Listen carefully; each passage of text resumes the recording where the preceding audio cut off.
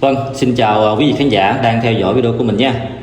Với video này mình tiếp tục chia sẻ hình ảnh mới nhất về ghe ngò độc mộc chùa Prey Takun hay còn gọi là chùa Trà Cung thuộc xã Thạnh Quới, huyện Mỹ Xuyên, tỉnh Sóc Trăng.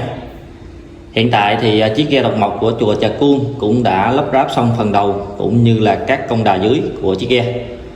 Và mọi người thấy thì chiếc ghe rất là đẹp luôn nha. Như vậy công đoạn đóng ghe của chùa Trà Cung cũng đã hoàn thành hơn 50% rồi nha.បាទជំរាបសួរទស្សនិកជនទាំងអស់ដែលកំពុងទស្សនានៅវីដេអូរបស់ខ្ញុំជាមួយវីដេអូនេះខ្ញុំបន្តការចែករំលែករូបភាពថ្មីៗនៃទូកងរបស់វត្តព្រែកតាគួនដែលស្ថិតក្នុងឃុំថាញ់ខ្វើយស្រុកមីសៀងខេត្តស្រុកត្រាំង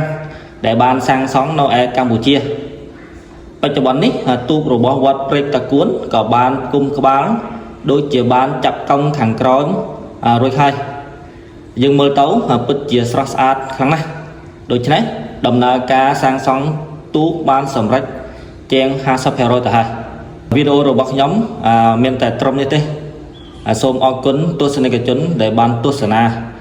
សូមសន្យាថានឹងជួបគ្នានៅវីដេអូលើកក្រោយទៀតសូមអរគុណ